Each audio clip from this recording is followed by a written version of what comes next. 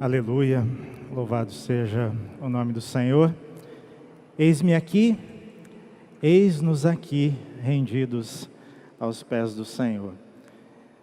Que a graça e a paz de Cristo Jesus seja com todos nós nessa manhã. Enquanto a gente entoava essa última canção, eu estava me lembrando da maneira como nós agradecemos a Deus, pensando um pouco nessa maneira como nós agradecemos a Deus. E me lembrei de uma história que eu li há um tempo atrás. Uma mãe pegou sua menininha ainda muito novinha e foi à feira. E passeando entre as várias barraquinhas, aquela menininha se encantou quando se deparou com uma das barracas com uma grande quantidade de laranjas. E aquelas laranjas estavam muito bonitas e pareciam muito gostosas. E a menininha ficou parada em frente às laranjas, olhando. O vendedor, vendo aquela cena, com o coração muito bondoso, pegou uma das laranjas e deu para a menina. E aí a mãe, agradecida e meio surpresa com aquela cena, disse para a filha assim, correndo, Minha filha, como que disse para o moço? E ela olhou para a laranja, estendeu na direção do vendedor e disse assim, descasque. É lógico que se esperava que ela dissesse muito obrigado, mas é uma criança. É uma criança. O problema é que às vezes a gente como adulto age como criança. E ao invés de agradecer pela laranja recebida, a gente vai reclamar porque ela não está descascada. Quando nós nos reunimos para engrandecer ao Senhor, quando nós cantamos juntos aqui, eis-me aqui, eu me rendo aos teus pés, nós estamos dizendo ao Senhor que não importa se a laranja está com casca ou não. Nós entendemos que essas bênçãos vêm do Senhor para nós. E somos gratos por isso. Uma das maneiras de agradecermos a Deus é buscarmos a orientação da sua palavra. É por isso que nesse momento eu vou te convidar a acompanhar comigo a leitura no livro, ou aliás, no Evangelho narrado por João, Evangelho de Cristo Jesus narrado por João. Vamos ler no capítulo 13, do versículo 12 até o de número 17. Como nossa forma de gratidão e louvor a Deus nessa manhã, nos debruçamos no estudo da sua palavra.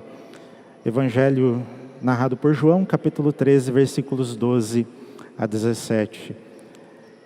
Na minha versão diz assim: Quando terminou de lavar-lhes os pés, Jesus tornou a vestir sua capa e voltou ao seu lugar.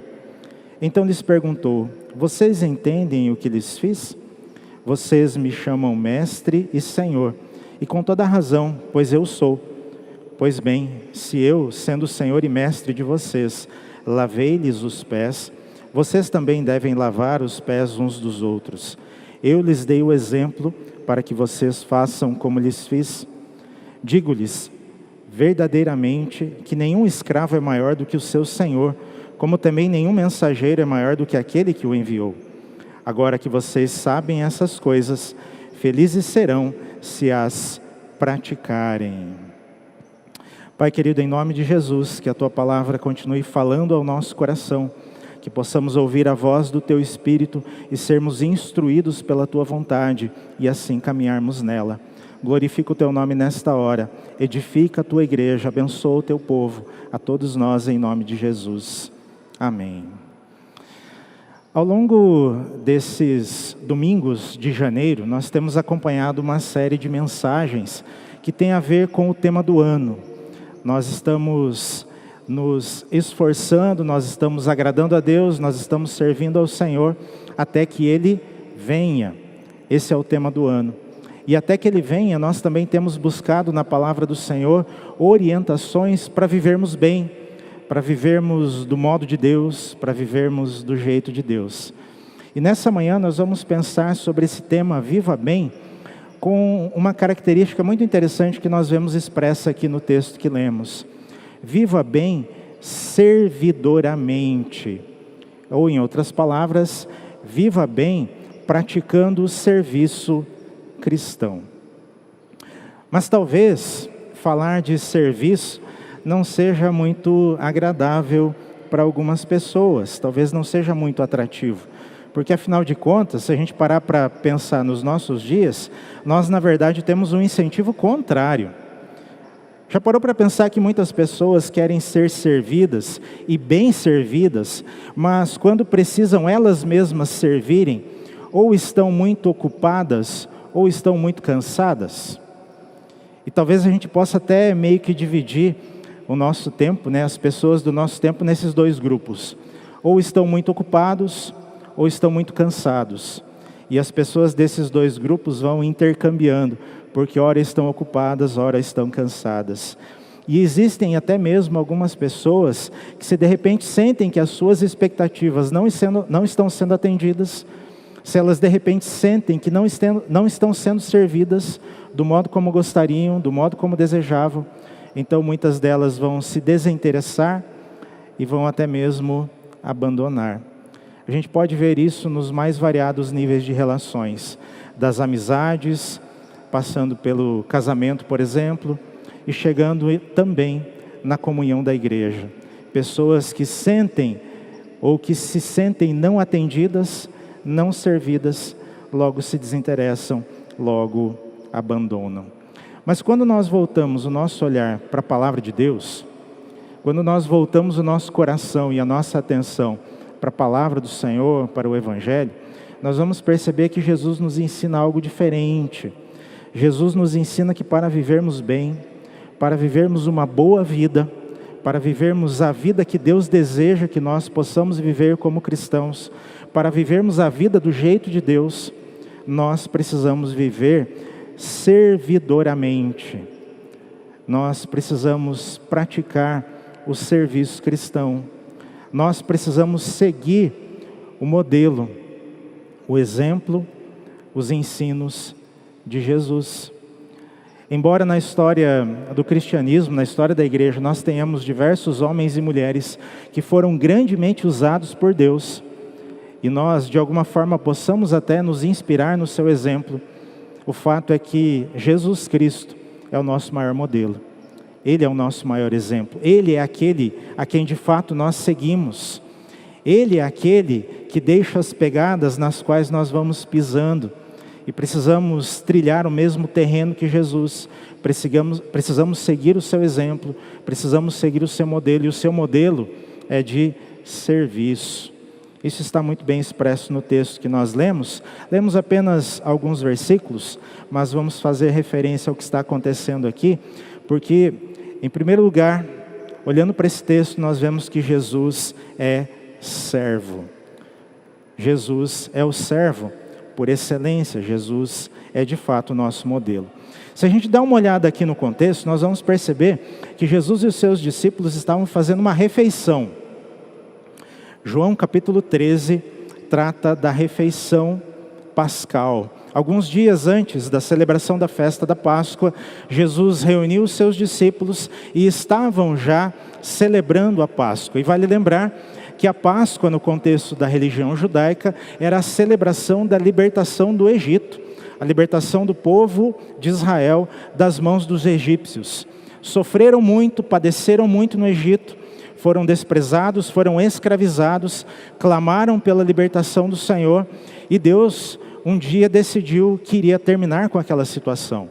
Ele escolhe Moisés como seu agente de libertação, digamos assim, trabalha no coração de Moisés, capacita Moisés, dá um companheiro para ele, que é o seu irmão Arão, envia para o Egito, e lá acontece uma série de coisas maravilhosas em que Deus vai destronando os deuses egípcios e mostrando quem de fato era Deus, quem eram os ídolos e quem era Deus. E ele tira com mão poderosa os seus servos, o seu povo do Egito, conduz até a liberdade. E naqueles dias se institui a festa da Páscoa. A palavra Páscoa vem do hebraico Pessá, que significa passagem. Quando Deus passou pelo Egito, ferindo os egípcios e libertando o seu povo. É a passagem daquele que veio em socorro, daquele que veio para libertar o seu povo. Jesus e seus discípulos estão celebrando essa festa, estão se lembrando da libertação que Deus um dia promoveu lá no Egito. Estão se lembrando dos antepassados que foram socorridos pelo Senhor no seu tempo de aflição. E esta era a celebração da Páscoa naqueles dias.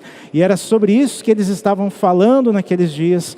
E essa era a comemoração de Jesus e os seus discípulos naqueles dias. Mas é justamente no meio dessa refeição que algo inusitado acontece. E o gesto de Jesus aqui vai ser chamado, vai ser conhecido ao longo do tempo como lava-pés. Porque no momento em que eles estavam fazendo a sua refeição, Jesus se levanta, tira a parte de cima das suas vestes, a capa, amarra uma toalha na sua cintura, enche uma bacia com água, e aí então vai até cada um dos discípulos lavando os seus pés. A gente vai ver ali, em alguns versículos antes do que nós lemos, que quando ele chega aos pés de Pedro, Pedro diz assim, não, Senhor, não pode ser. E aí Jesus diz para ele assim, é necessário, para você ter parte comigo, para você desfrutar dessa comunhão contigo, eu preciso lavar os seus pés. Para você fazer parte deste movimento, que vai ser conhecido depois como Nova Aliança, era necessário que Pedro entregasse os seus pés para serem limpos por Jesus. E aí Pedro, afoito como sempre, diz assim, Senhor, então também as mãos, também a cabeça, já que é assim eu quero mais. E Jesus vai dizer, não, por ora os pés bastam. E aí depois que Jesus lava os pés dos seus discípulos, ele retorna para a mesa. E aí se inicia o versículo 12, a partir do qual nós lemos agora há pouco.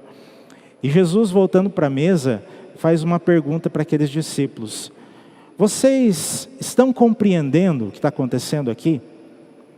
Vocês entenderam o significado desse gesto? Por que Jesus pergunta isso? Porque aquilo que ele fez não era comum. Se a gente pega a cultura da época, nós vamos perceber que lavar os pés ou proporcionar com que os visitantes lavassem os pés quando chegavam numa determinada casa, isso era comum. Mas se fosse uma família bem abastada, ela certamente teria escravos. O serviço de lavar os pés era de um escravo. Se aquela família não tivesse escravos, aí então ela forneceria a bacia com água, a toalha, e cada pessoa lavava os seus próprios pés. Mas jamais se esperaria que o anfitrião, que o dono da festa, que o senhor da casa, lavasse os pés dos seus convidados. É por isso que Jesus pergunta a eles, vocês estão entendendo o significado desse gesto? Vocês estão entendendo o que eu estou me dispondo a fazer em benefício de vocês e como vocês devem agir? Olha que interessante, o gesto de Jesus, por um lado, revela o seu caráter de serviço, o seu caráter de servo. O mestre está servindo. O Senhor se colocou aos pés dos seus discípulos para limpá-los. Por outro lado também, aquele gesto de Jesus indica uma realidade espiritual mais profunda, porque está revelando o caminho que a igreja deve seguir.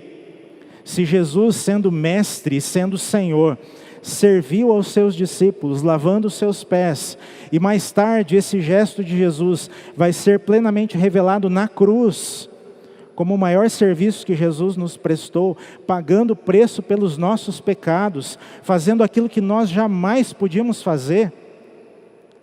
Por outro lado, esse gesto de Jesus também nos convida a caminhar pelo mesmo caminho, a trilhar o mesmo caminho, a seguir os seus passos, entendendo que este é o modelo para a igreja. Em um mundo, desde aquela época, mas em um mundo em que as pessoas gostam mais de serem servidas do que de servir, Jesus está nos dando o exemplo de que Ele, sendo Mestre e Senhor, se colocou como servo. Veio para nos servir e é assim que nós devemos agir também. Esse gesto de Jesus foi incomum, porque o lava-pés deveria acontecer logo na chegada das pessoas. Mas Jesus fez questão de lavar os pés dos seus discípulos no momento da refeição. Porque aquela refeição, de algum modo, estava simbolizando o seu sacrifício, a sua entrega. E este foi um modo excelente pelo qual Jesus nos serviu. E aí Jesus diz assim, se eu, sendo o Senhor e Mestre de vocês, lavei os seus pés, vocês também devem lavar os pés uns dos outros. Eu dei o exemplo para que vocês façam como eu lhes fiz. É quase como se Jesus estivesse perguntando: se eu sendo mestre de vocês, se eu sendo o Senhor, me coloquei a seu serviço, por que vocês não se colocam a serviço uns dos outros? Se Jesus agiu dessa forma, por que nós não agimos também? Se Jesus se colocou desta forma como servo, por que nós gostamos mais de ser servidos do que de servir? O modelo então que a igreja deve seguir é o da humildade e a disposição que nós encontramos em Jesus para o serviço. Nós não precisamos literalmente de bacias e toalhas para nos servirmos. Podemos até fazer, mas o que nós precisamos entender, o que precisa sair inclusive da nossa mente, descer ao nosso coração, é que nós precisamos, ao modelo de Jesus, vencer o comodismo. Vencer aquela situação em que nós nos sentimos satisfeitos e tranquilos. E perceber que Jesus deixou a sua glória, encarnou-se como Filho de Deus e veio com um propósito específico de lavar os nossos pés, de nos purificar, de ter comunhão conosco e garantir que essa comunhão fosse eterna, como de fato ela é. Então nós precisamos vencer o comodismo e servir uns aos outros, baseados no mesmo amor que Jesus demonstra por nós. Isso com certeza nos leva a um segundo momento nessa reflexão bíblica. Porque se nós vemos em Jesus o modelo de servo, nós precisamos olhar para nós mesmos, você e eu, como servos. E isso diz respeito à nossa disposição. Sabe por quê? Porque é extremamente importante nós percebermos que viver bem, servidoramente, não é uma bela teoria. Não pode ser só um belo discurso. Não pode ser só uma reflexão numa manhã de domingo. Viver bem, servidoramente, é algo que não basta a gente falar sobre isso. Não basta nós refletirmos. Há uma necessidade urgente de praticarmos o serviço cristão. O apóstolo Tiago, na sua carta, vai dizer que é importante refletir na palavra, sim, mas é importante praticar aquilo que o Senhor tem nos ensinado, porque senão nós nos tornamos como aquela situação em que você olha no espelho, dá uma arrumada no seu cabelo, na sua aparência, sai e de repente já não lembra mais se o seu cabelo está arrumadinho ou não, porque passou aquele momento e você já não tem mais a sua figura diante de si. Olha que interessante, os primeiros cristãos entenderam muito bem isso, que era importante praticar, era importante colocar em prática e não só refletir, não só ficar na teoria e no discurso. Atos, capítulo de número 2, versículos 44 e 45 dizem assim: os que criam mantinham-se unidos e tinham tudo em comum, vendendo suas propriedades e bens, distribuíam a cada um conforme a sua necessidade. Quando nós olhamos para um texto como esse, é importante perceber, irmãs e irmãos, que não se trata de um modelo econômico. Não se trata de um mandamento do Senhor para que a igreja faça isso em todo o tempo, faça isso em todo lugar. Até porque a história da igreja vai nos ensinar que nem sempre a igreja necessitou fazer isso. Nem sempre foi necessário vender os bens pessoais, entregar tudo e viver numa comunidade isolada. Aliás, a história inclusive registra alguns cristãos extremistas que tentaram fazer isso e o final da história não foi bom, não foi bonito. Porque aí a finalidade estava no esforço próprio e não da dependência da graça. Esse texto aqui não está nos ensinando sobre um modelo econômico. Esse texto está nos ensinando sobre uma visão que foi transformada. Esse texto está nos ensinando sobre prioridades que foram transformadas. Esse texto está nos ensinando que o Evangelho de Cristo Jesus, depositado no coração do ser humano, produz transformação. O Evangelho de Cristo Jesus que enche o nosso coração, nos faz perceber o quanto nós precisamos da graça do Senhor e o quanto nós precisamos uns dos outros também.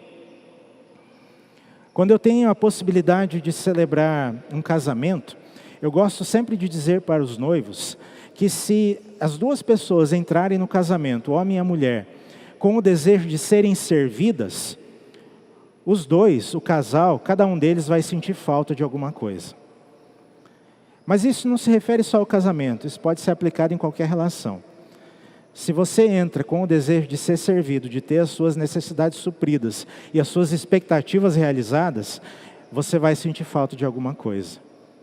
Mas quando um casal, por exemplo, entra numa relação, fazem o pacto matrimonial, dispostos a um servir o outro, nenhum deles sentirá falta.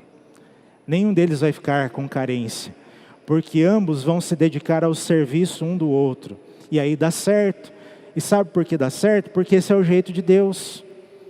Quando nós nos reunimos como igreja, na expectativa de sermos atendidos nas nossas necessidades, de sermos servidos, é lógico que vai dar problema, é lógico que nós vamos sentir falta de alguma coisa, é lógico que as nossas expectativas podem e certamente vão ser frustradas. Mas quando nós entendemos o Evangelho e permitimos que o Espírito Santo de Deus faça com que essa palavra desça ao nosso coração e transforme a nossa vida, transforme a nossa visão, transforme as nossas prioridades, então nós passamos a ser servos uns dos outros. E aí, servindo uns aos outros, nenhum de nós terá falta de nada, porque esse é o jeito de Deus, porque esse é o modo pelo qual nós podemos viver bem, de acordo com a vontade de Deus, servidoramente, praticando o serviço cristão. Que é outro bom exemplo disso? Timóteo. Olha o testemunho que o apóstolo Paulo dá a respeito desse homem. Filipenses capítulo 2, versículos 21 e 22 nós lemos: pois todos buscam seus próprios interesses, e não os de Jesus Cristo.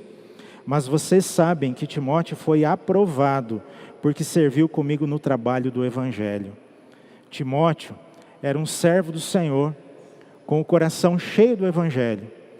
Amava, adorava e servia a Deus, mas também se colocou a serviço da igreja. Também se colocou a serviço daqueles que partilhavam da mesma fé.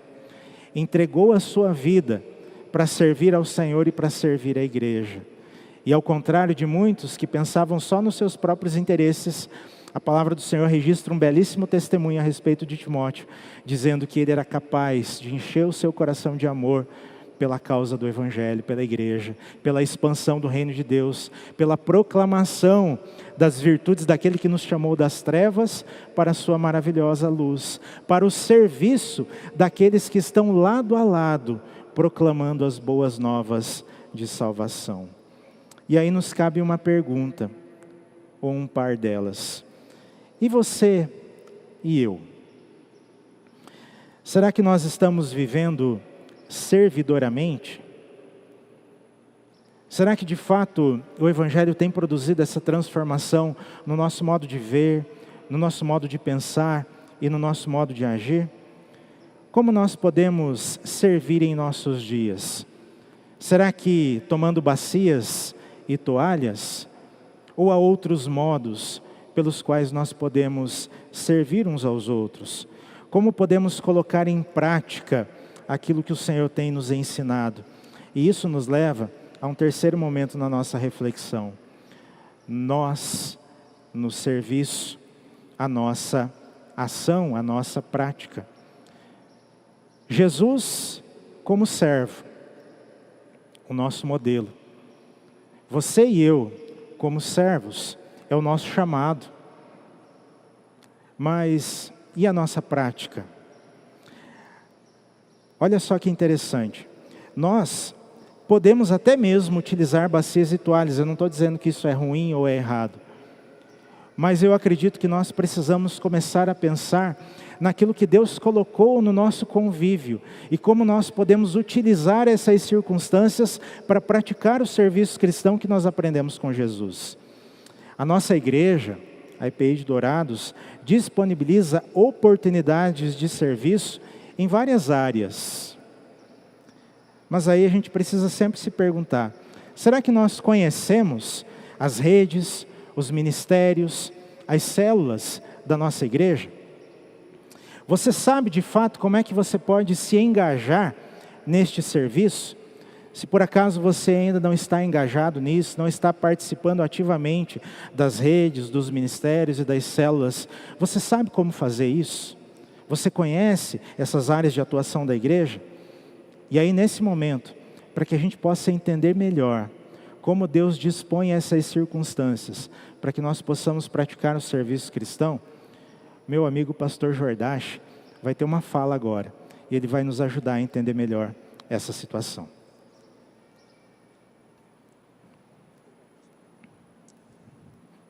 Pastor Carlos, antes de nós falarmos sobre a realidade local, de como funciona essa questão do servir aqui na nossa igreja, eu gostaria de levantar uma pergunta. Qual é o lugar menos seguro, mais perigoso da igreja? E pensando a respeito da resposta de qual é o lugar mais perigoso da igreja, me veio que a igreja é um lugar bem seguro. Inclusive as nossas crianças ficam à vontade, né? Porque elas estão na igreja. Assim pelo menos falamos lá em casa, amor, cadê a Momô Jordache? Eu falei, Fábio, fica tranquila, ela está na igreja. Porque a igreja é um lugar seguro, mas a igreja tem um lugar que é perigoso. O lugar mais perigoso na igreja é na cadeira. O lugar mais perigoso na igreja é sentado, acompanhando. Vou utilizar agora uma expressão que a equipe ministerial não gosta dela quando a gente fala a respeito de culto. O lugar perigoso é quando a gente está assistindo o culto. Quando nós estamos distantes como espectadores, a gente deixa de ter a grata experiência de conhecer as pessoas, de termos comunhão com elas. Nós não nos aproximamos o suficiente para entender as alegrias das lutas, os dilemas, os desafios que ministerialmente se enfrenta. Distante, nós não temos os nossos dons e os nossos talentos usados para a edificação da igreja e para a glória do Senhor, porque foi por isso que nós recebemos essas ferramentas maravilhosas do Senhor. E sobre servir nessa igreja, eu acredito que um tempo atrás eu fiz essa pergunta, não sei se você se recorda. Eu perguntei assim: na nossa igreja, na IPI de Dourados, sobra gente para servir ou falta gente? Vocês lembram que uma vez eu perguntei? E o que você acha? Sobra gente ou falta gente? Importante a gente lembrar, vou pular a resposta eu acredito que você saiba, mesmo nós sendo muitos, poucos se envolvem. Importante a gente lembrar que os membros dessa comunidade, eles entenderam, foram estimulados no PCA Novos Membros. PCA Novos Membros é um curso que a gente vai aprendendo a respeito da história da igreja, da doutrina, e no final desse curso a gente pode ser ou não membro da igreja, mas nós somos estimulados desse curso a servir ministerialmente. E nós podemos servir ministerialmente em quais áreas? Primeiro, a menção de que toda a igreja funciona com o serviço voluntário, desde essa igreja, nesse formato, no templo onde nós estamos, mas também na igreja de casa em casa, voluntários, célula, cursos, todos voluntários. Mas se pensar a respeito do funcionamento um pouquinho mais, dentro dessa linha estruturada, redes, ministérios, eu gostaria de lembrar, e você, por favor, eu vou ter uma sequência, quero pedir que você preste atenção, e vai abrir o seu coração aí, falar, nisso aí eu consigo servir, nisso Deus tem um chamado para o meu coração.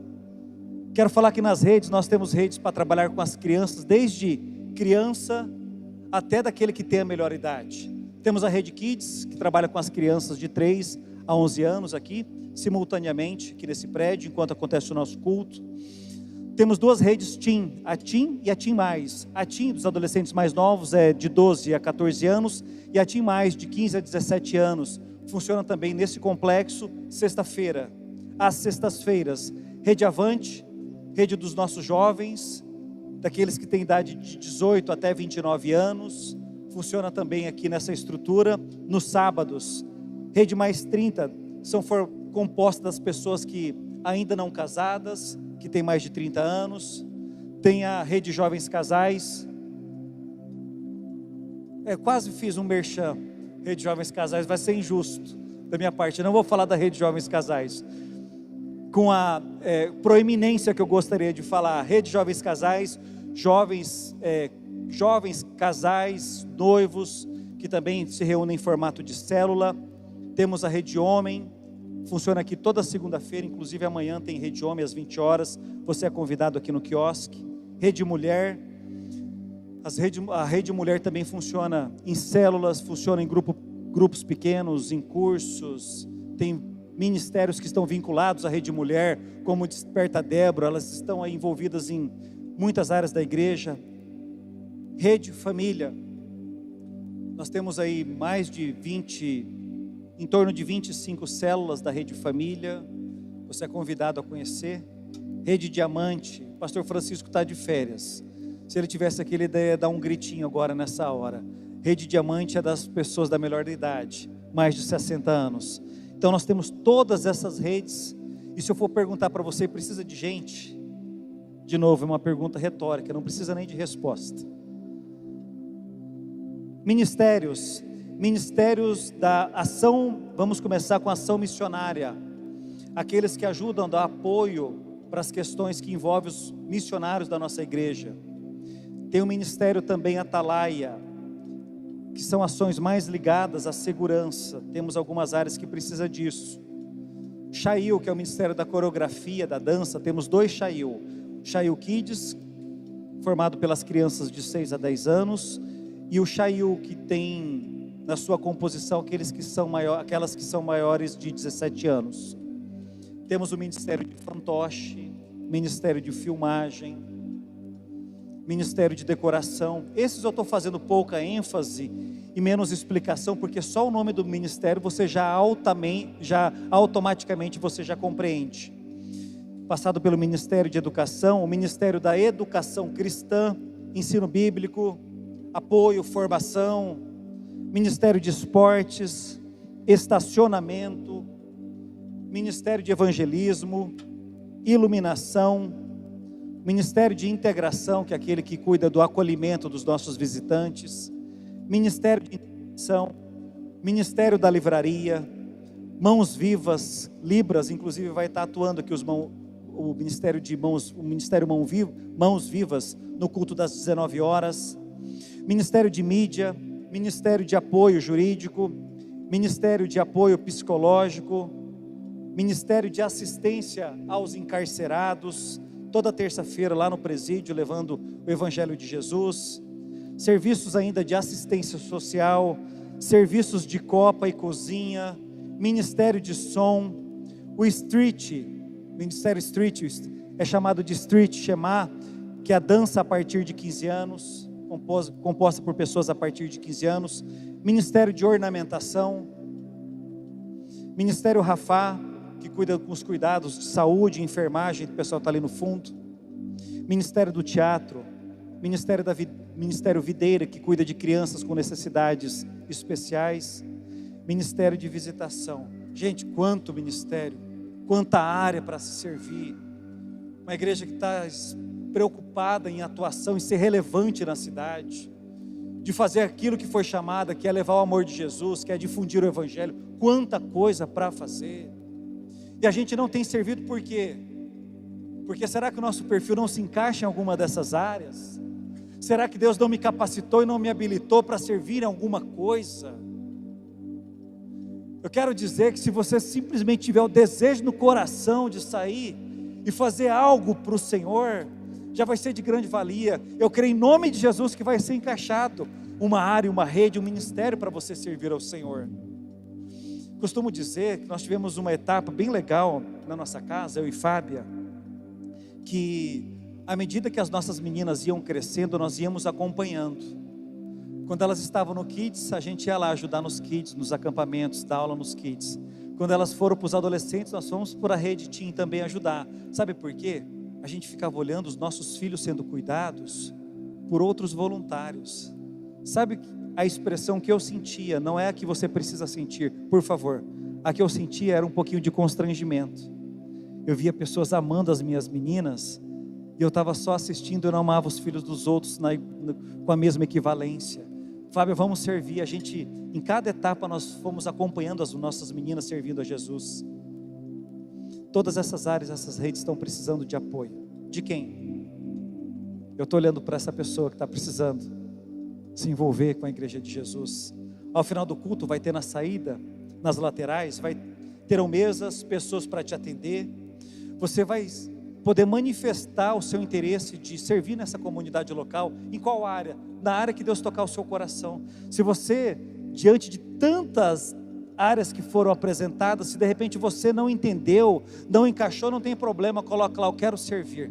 Ao longo da semana o pastor vai fazer contato com você, vai ter um pastor que vai fazer contato, vai fazer uma espécie de triagem, vai bater papo com você, e a gente vai agarrar junto, em nome de Jesus, para servir ao Senhor, como aqueles que entenderam hoje, que melhor é dar do que receber, que melhor é servir do que ser servido, e que Deus possa te abençoar no nome de Jesus, e que você possa cumprir o chamado que Deus lhe conferiu, para servir nesse tempo, nessa geração. Obrigado, pastor Carlos.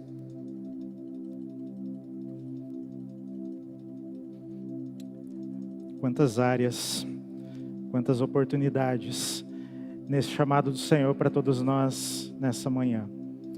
Filipenses capítulo 2, versículos 5 a 7, nós lemos: seja a atitude de vocês a mesma de Cristo Jesus, que embora sendo Deus, não considerou que o ser igual a Deus era algo a que devia apegar-se, mas esvaziou-se a si mesmo, vindo a ser servo, tornando-se semelhante aos homens. Jesus se esvaziou e se tornou servo por amor. Hoje, a palavra do Senhor vem ao nosso encontro para nos chamar a seguir o mesmo modelo, para servirmos ao Senhor com toda a nossa disposição, com todo o nosso amor. Não permita que esse seja só mais um culto. Não permita que essa seja só mais uma mensagem, uma reflexão bíblica. Vamos tomar uma posição diante do Senhor e vamos utilizar a canção que vamos entoar agora como nossa oração de resposta à palavra de Deus.